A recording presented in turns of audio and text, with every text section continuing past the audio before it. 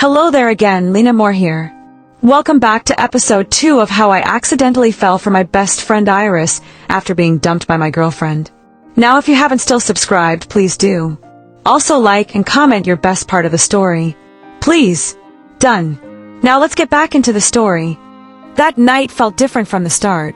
The air felt heavier, like something was waiting to happen. Iris said we should drink a little, just to relax. She brought out a bottle she had been saving. We sat on the floor in the living room, our backs against the couch. Soft music played in the background. We poured our drinks and clinked our glasses together. The sound was light, almost happy. I took a sip. The drink burned my throat, then warmed my chest. Iris laughed at my face and I laughed too. The sound came out easy. Too easy. We drank slowly at first, then faster. The room felt warmer. My body felt loose. My thoughts felt soft around the edges. Iris talked more than usual. She told silly stories. I laughed until my stomach hurt. For a little while, I forgot everything that hurt me. Then the talk shifted. I do not remember who said my ex's name first. I only remember the feeling in my chest when it came up. The warmth faded a little. The old pain stirred. Iris looked at me with quiet care, like she was ready to catch me if I fell. I talked about Naomi. I talked about how she left. I talked about the way she stopped touching me before she stopped loving me. I talked about how small I felt in the end. How unwanted. My voice shook, but I did not stop. Iris listened. She always did. Her eyes stayed on my face. Her jaw tightened as I spoke. When I finished, the room felt silent again. The music kept playing, soft and slow. Iris took a deep breath. She looked down at her hands, then back at me. Her voice was low and firm when she spoke. She said she hated how Naomi never saw me the way I deserved to be seen. She said I gave so much love and never got enough back. She said it made her angry. Her words hit me hard. No one had ever said that to me before. Not like that. My chest filled with a sharp, sweet pain. I looked at her, really looked at her. Her eyes were dark and serious. Her lips were slightly parted. The air changed. It felt thick, like it was pressing against my skin. I became aware of how close we were sitting. Our knees almost touched. I could feel her warmth. My heart started to beat faster. I shifted, meaning to move away. Instead, I leaned closer. Iris reached out without thinking. Her hand landed on my waist. Her fingers rested there, gentle but sure. She did not pull away. I froze. Her touch sent heat through me. My breath caught in my chest. I could feel every place her fingers touched. I did not move her hand. I could not. She looked at me. I looked at her. Our faces were too close now. I could see the tiny marks on her skin. I could feel her breath on my lips. My heart was loud in my ears. Time felt slow, heavy, full. I wanted to kiss her.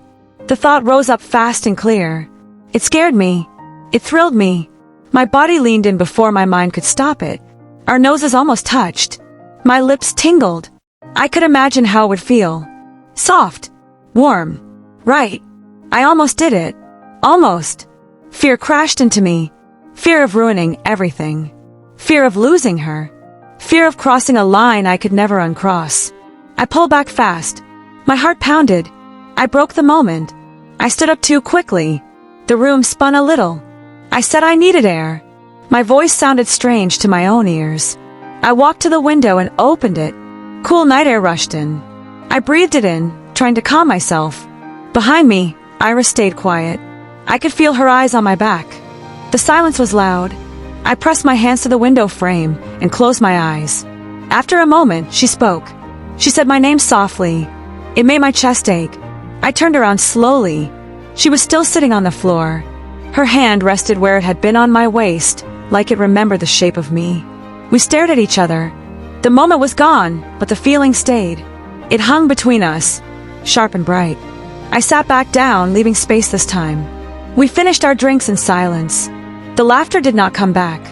The music kept playing, but it sounded far away. Later, when it was time for bed, we moved carefully around each other. We brushed our teeth side by side.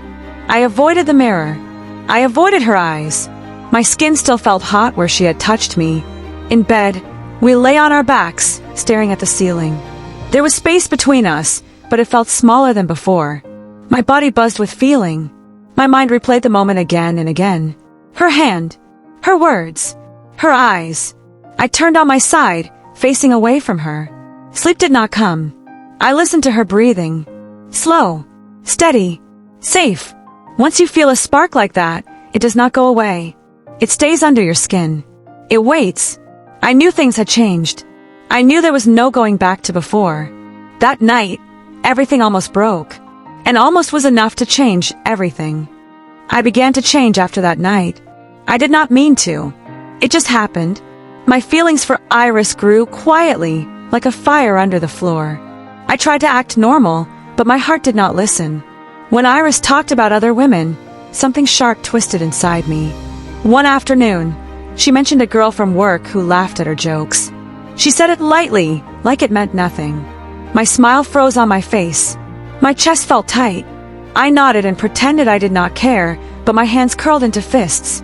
I did not like the way her name sat on Iris's lips. I did not like thinking about someone else making Iris smile. The feeling scared me. I had never been like this with her before. I was not her girlfriend. I had no right to feel that way. But the jealousy came anyway, hot and sudden. I also became overprotective without meaning to. When Iris stayed out late, I stayed awake until she came home. When she looked tired, I rushed to make her tea. When she felt sick, I hovered close, touching her arm, brushing her hair back, watching her face like I could fix everything if I stayed near enough. I told myself I was just being a good friend. But deep down, I knew it was more than that. I needed her attention. I waited for her smile. I listened for my name in her voice. When she was busy, I felt restless. When she was quiet, I felt scared. I hated how much power she had over me without even trying. Iris noticed. She always noticed things. One evening, we were sitting on the couch, the room quiet except for the soft sound of the TV. I was curled up beside her, my legs pulled close to my chest. She glanced at me, then turned the TV off. The sudden silence made my heart jump. She faced me and spoke gently. She asked if I was okay, really okay. Her voice was soft, careful, like she did not want to break me. The words hit me hard. My chest burned. I opened my mouth, then closed it again. I wanted to tell her everything. I wanted to tell her that my heart raced when she smiled, that I felt empty when she pulled away, that I thought I was falling for her. The words stayed stuck in my throat. I looked down at my hands and shook my head. I said I was just tired. The lie tasted bitter. Iris studied my face for a long moment. Then she nodded, even though I knew she did not believe me. The days after that felt heavy. The space between us grew in small ways. She still smiled. She still laughed. But she touched me less. She stood a little farther away. Each inch of distance hurt more than I expected. Then Naomi came back. It happened on a quiet afternoon. I was alone at a cafe, trying to clear my head. I was staring into my cup when I heard her voice say my name. My heart dropped. I looked up and saw her standing there like she had never left. She asked if she could sit. I should have said no. I did not. We talked. She said she wanted closure. She said she missed me. She said she did not mean to hurt me the way she did. Her words washed over me without warmth. I felt nothing like I once did. I realized how far away she felt now. Still, I listened. I stayed. I wanted to be kind. I wanted to be done with the pain. I did not see Iris walk in. I only noticed when Naomi stopped talking and looked past me. I turned and saw Iris standing near the door. Her eyes landed on me, then on Naomi. Something dark passed through her face. She did not smile. She did not wave. She turned and left. Panic filled my chest. I stood up so fast my chair scraped the floor. I left Naomi mid-sentence and rushed outside. Iris was already walking away. I called her name, but she did not turn around. When I got home, Iris was quiet. Too quiet.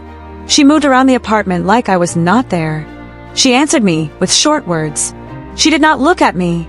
The distance between us felt cold and deep. I tried to explain, but the words came out wrong. I said it was nothing. I said Naomi just wanted to talk. Iris nodded, but her eyes stayed empty. She said she understood. Her voice did not match her words. That night, she did not sit with me. She went to bed early. I lay awake on the couch, staring at the ceiling. My chest hurt in a way I had never felt before. It was worse than the breakup, worse than being left. The thought of losing Iris felt unbearable. The next few days were the same. Polite, distant, careful. I missed her laugh. I missed her warmth. I missed the way she used to look at me like I mattered. That was when I finally understood the truth. I did not just want Iris. I needed her. I needed her voice in the morning, her presence in the room, her quiet care. Without her, everything felt dull and empty. I had already lost my heart. I had just been too afraid to admit it. The fear of losing her burned brighter than any fear I had felt before. I knew I could not stay silent anymore. Loving her without saying it was tearing me apart. The distance between us was a wound that would not heal, and I knew I could not live with it. I found Iris on a quiet evening. The sky was dark, and the air felt cool against my skin. I had been running from my feelings for too long. I had been hiding behind fear and silence. That night I stopped. I walked back to her place with slow steps. My heart beat hard in my chest. Every step felt heavy, but also right. I knew what I had to do. I could not keep pretending. I could not keep losing her piece by piece. When I opened the door, Iris was in the living room. She was sitting on the couch, knees pulled close, staring at nothing. She looked tired. She looked sad. The sight of her like that made my chest ache. She looked up when she heard me. Our eyes met. The room felt still, like the world had paused just for us. I closed the door behind me and stood there, my hands shaking at my sides. I took a step toward her, then another. My voice felt small when I finally spoke, but I did not stop. I told her I was done running. I told her I needed to talk. She nodded and stood up. We faced each other, close enough that I could feel her warmth. The silence between us was thick, full of things we had not said. I took a deep breath and let everything spill out. I told her I did not mean to fall for her. It just happened. I told her it started small, with comfort and safety, and grew into something I could not control. I told her it scared me because she mattered too much. I told her losing her felt worse than any pain I had ever known. My voice broke, but I kept going. I said I was tired of pretending. I said I would rather lose everything than keep lying to myself. I said I loved her in a way that was not just friendship anymore. Tears filled my eyes. My chest burned. I waited for her to pull away. I waited for her to tell me it was too much. She did not. Iris stepped closer. Her hands shook as much as mine. Her eyes were bright with tears when she spoke. She told me she had loved me for years. She told me she had stayed quiet because she never thought she would be chosen. She said she was afraid of pushing me away, afraid of losing me. Her words wrapped around my heart. I felt something inside me break open. All the fear, all the doubt, melted away. I reached for her without thinking. My hands rested on her arms. She did not pull back. We stood there, breathing the same air, sharing the same quiet truth. The kiss came slowly. I leaned in just a little. She met me halfway. Our lips touched soft and careful. It was not rushed. It was not wild. It was gentle and full of feeling. My heart felt like it was going to burst.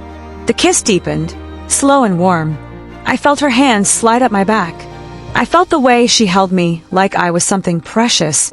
I closed my eyes and let myself feel everything. The world faded away. When we pulled back, our foreheads rested together. We stayed like that for a long moment, breathing each other in. I felt calm. I felt sure. For the first time in a long while, I did not feel broken. We sat down together on the couch. Iris wrapped her arms around me, and I leaned into her chest. Her heartbeat was steady and strong. I listened to it like it was a promise. That night, we talked until the sky grew light. We talked about fears and hopes. We talked about the past and the future.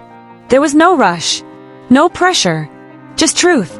When we finally went to bed, we held each other close. I felt safe in a deeper way than before. Not just comfort, but choice. She chose me. I chose her. As sleep took me, I realized something important. I was not replacing my past. I was not filling a hole left by someone else. I was building something new, something real. I had finally found my future. Thank you so much for watching my story until the end. If you enjoyed it, please don't forget to like this video and subscribe to the channel. Your support helps me create more stories like this and means more to me than you know. I would also love to hear your thoughts. So please leave a comment and tell me what you felt while watching. Thank you again for being here, and I hope to see you in the next story.